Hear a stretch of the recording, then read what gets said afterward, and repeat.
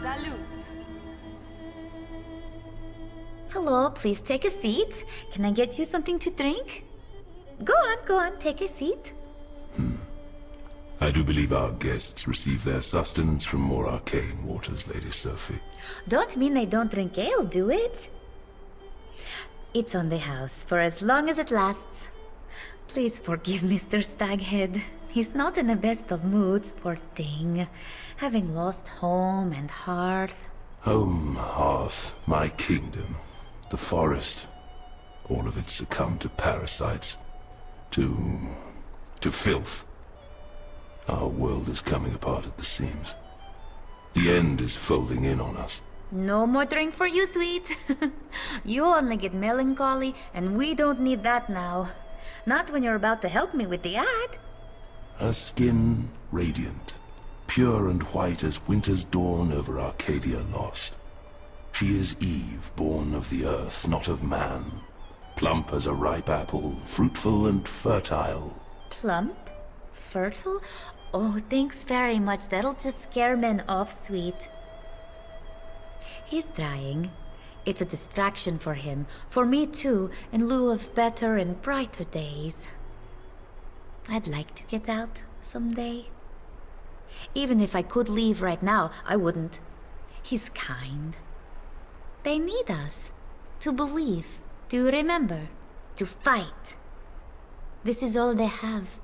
These fields and forests and mountains. They've nowhere else to go.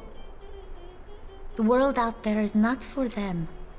Here will soon be no more.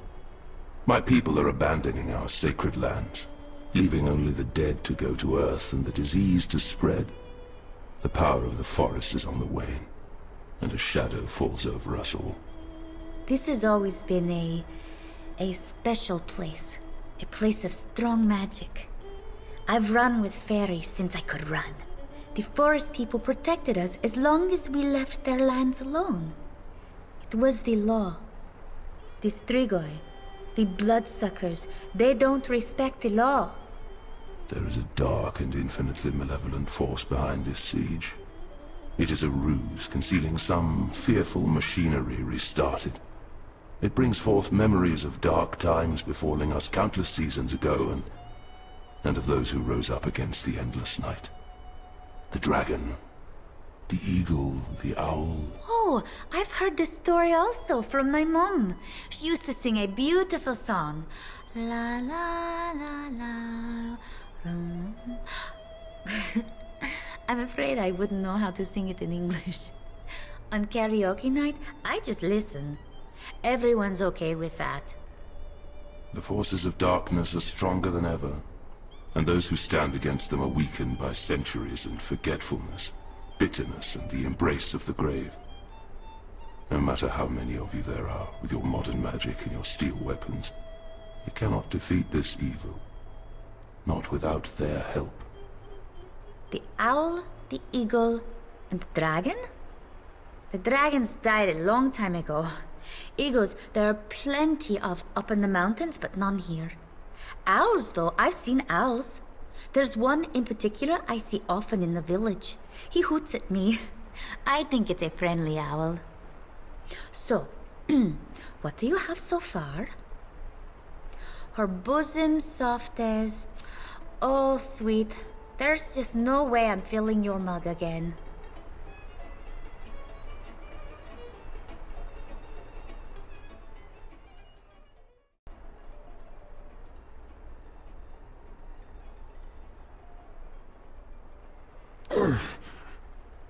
What's the matter, sweet? Another of my limbs ravaged, amputated. They are savage butchers, the vampires, and they have no care for this earth. They only want to see it destroyed. For what purpose? What will be left for them to rule over? Ashes. It's been like this since the Dark Crusade began. For all of us. But for them in particular. The forest folk feel the intrusion and the destruction like it's part of them being torn off. I don't think they act with any thought, the Strigoi. They don't have a vision for a world after their war. They only want to feed on us until there's nothing left. Then let them try. They will find no nourishment in my veins, only pain and death. Every part of me is the opposite of them, and I am poison to their kind. The forest is my body. The trees my arms, twigs and branches my fingers. Through them I touch the earth, the air and the water, and I read them as a bat reads the night. The vampires, they're tearing away my senses one by one. But they can still be restored, regrown, and through them I can see past the scorched earth and bring the battle to our enemy. He's talking about protecting magic trees. Your command of language never ceases to amaze me, Lady Sophie. That's why we're such a good team, sweet.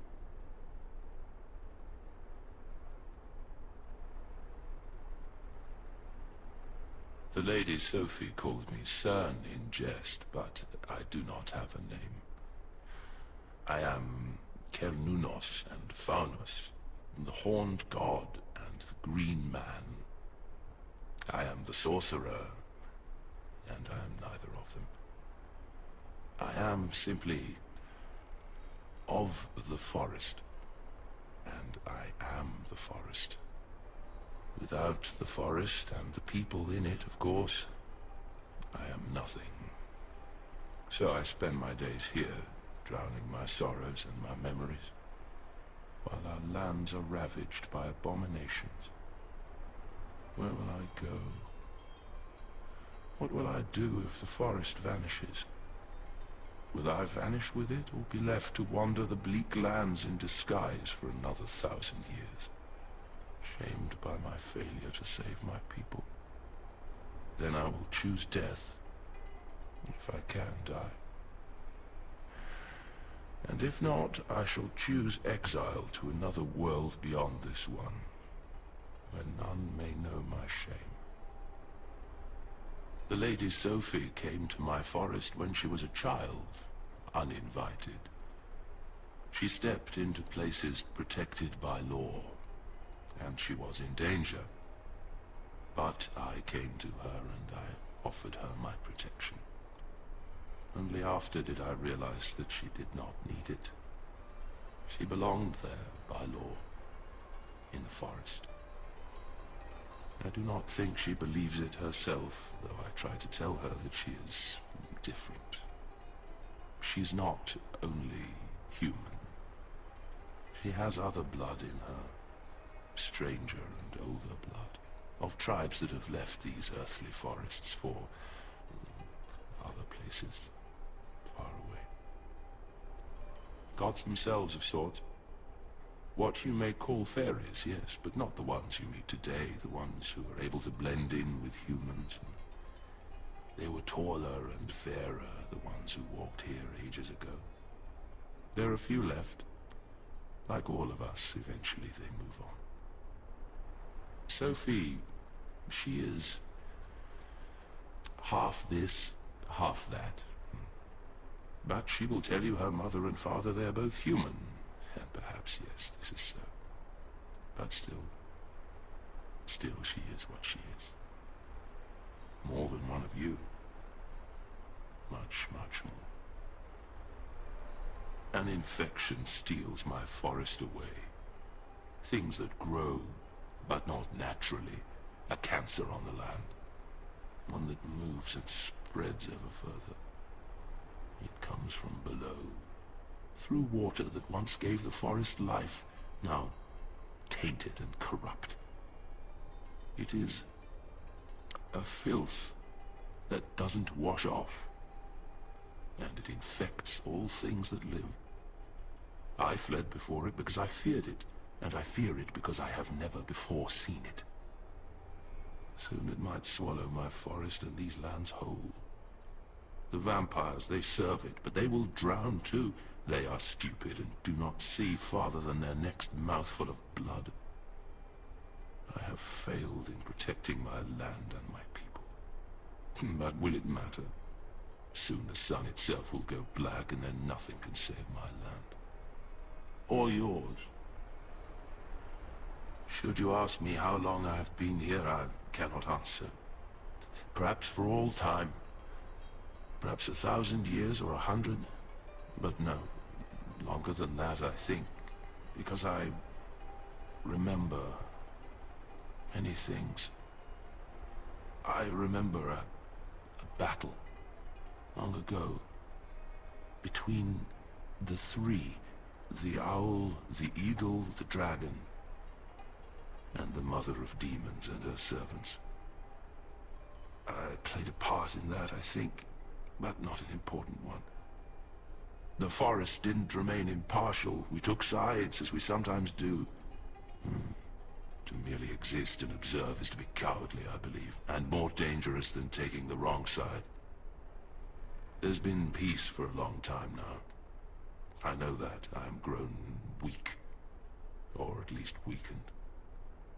We have allowed our forest to fall into a slumber when we should have stayed awake and alert. Maybe things would have been different. Maybe we would have sensed her return. She is back.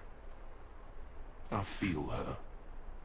The mother of demons, the queen of vampires. And she hates us all with a burning passion. She wants us all destroyed. For what reason? That I do not know.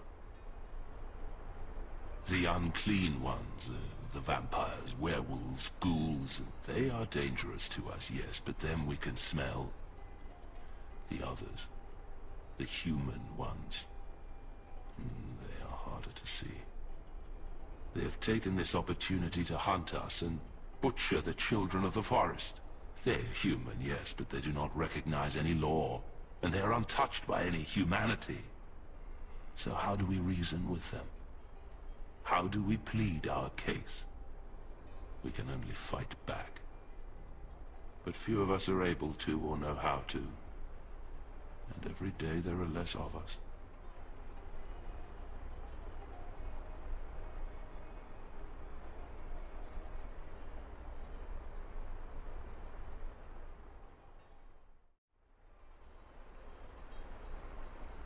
You should perhaps ingest some of your own brew to make the mind pictures fade.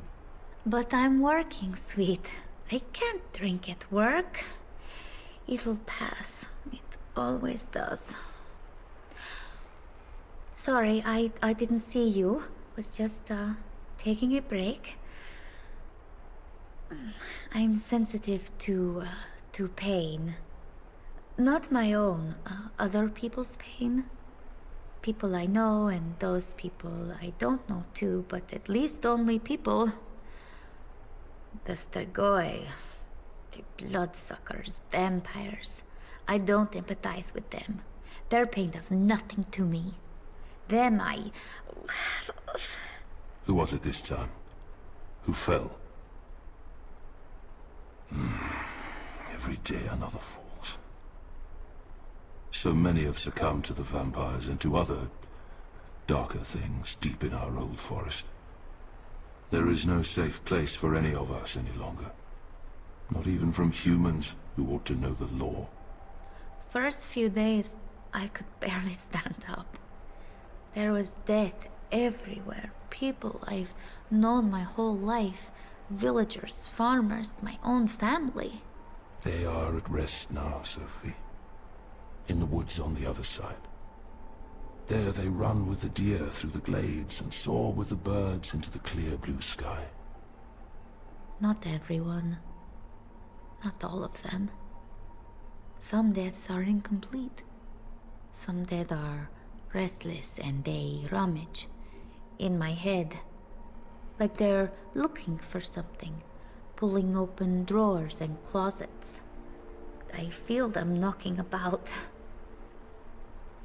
There was much that happened down there, on the farms, when the vampires came.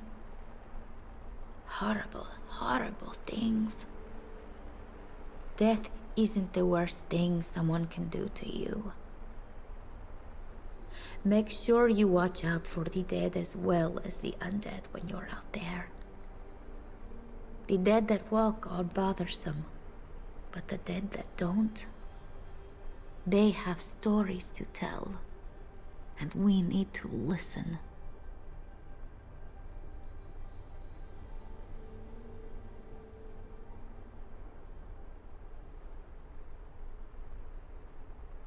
You know, only a few weeks ago, my only thought was to leave this place. You have to understand, there aren't many options for a young woman here. I'm barely 25. I wanted to do something else. But I can't think such thoughts now. I just need a bit of cheering up in Cern here. Mr. Staghead, he's a god, do you know? He tries to help. He's very romantic, but the things he writes, you can't really put on the internet for others to read. They'll think you're a bit mad in the head. I know, it's a cliché, a Romanian girl looking for love on the internet. No, I'm not desperate, I'm very picky. I would just like to meet someone, somewhere, where I can go visit and maybe fall in love. I'm only 25, not in a rush. My mother was with baby when she was 16, so it's good to wait.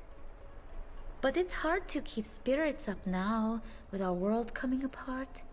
Maybe soon there won't even be somewhere else, or someone else to fall in love with. Many people in the village say it's the end of the world. I try to tell them, no, don't say such terrible things. Keep your spirits up. But no one says this to me. Even Cern, he's often wrapped up in his morose thoughts. So it's up to me to keep everyone's spirits up. Is that fair? I need some cheering up too sometimes. We live so far away from everything here. It's like being in another world. I haven't been too far away, just a few times to the city, but I know how it is out there. Different in every way. Here we don't blink an eye when a bird speaks to us, or when we see the fairies go on a hunt, or Fata Paduri change her skin, or when old Mosul wanders across the road, or when he comes into the tavern with his horns and his cape. Okay, so maybe that would have made us blink a while ago. But now, with everything happening out there, Mr. Staghead, Cern is as close as we get to normal. We'll never be able to go back to how things were now. The law has been broken, the ancient truths forgotten, and the gates opened up. Will you be able to forget? Will all of you be able to stay quiet? I think not. I think it will be written about. And also on television and radio. Maybe even in a cinema, there will be movies about it. Computer games. Unless the world ends, of course. Then our secret will remain so. For all time. Cern is a god. Not God. He's been very clear on that. He says, I did not make this world, don't blame it on me, I only live in it. He's a god, one of many. He's a god of the forest, which, if you're going to be a god of something, it's a pretty good thing to be a god of. I've known Cern since I was 4 years old. I ran away from home when my father was drinking. He was a good man, only not so much when he was drinking, and I walked all by myself into the deep forest. It was raining and quite cold, and it was getting dark. I found a dry spot under the roots of a big tree because I didn't know the way back and was too scared and tired to walk. When he came to me, I wasn't frightened. He spoke softly to me, took my hand, and led me back out. When we could see the lights of the village, he let go of my hand. After this, I would see him often. He would stand at the edge of the forest, and I would come to him, and we would talk. When this war began, he was forced to leave his forest. He came to me, said his people were being hunted down, and I said to him, Cern, the best thing you can do right now is come to us. Help us fight. He did this because he cares for me. He wants to protect me. But it's us who must protect them now. They're all lost without us, I think, the people of the forest. Your secret world is not so secret to us. We've lived with magic for as long as there's been a village here. We know monsters, vampires, shapeshifters, flesh-eaters, ghouls, all these things. They're not just fairy tales to us. They are facts of life, like poisonous snakes and wild animals. When I was a child, I learned to respect and care for the forests and those who live in them, but also to fear the things that live in the dark places. Things that steal children, like Fata Pardui. Oh, she wasn't evil. It was never about that. There were safe places and unsafe ones, and if we walked into the unsafe places, it was only fair that we would be unsafe. Those were the laws we lived by. It's how there was balance and peace here for 500 years. We all respected the law. But now? It seems the law has been forgotten. And our world is secret no more.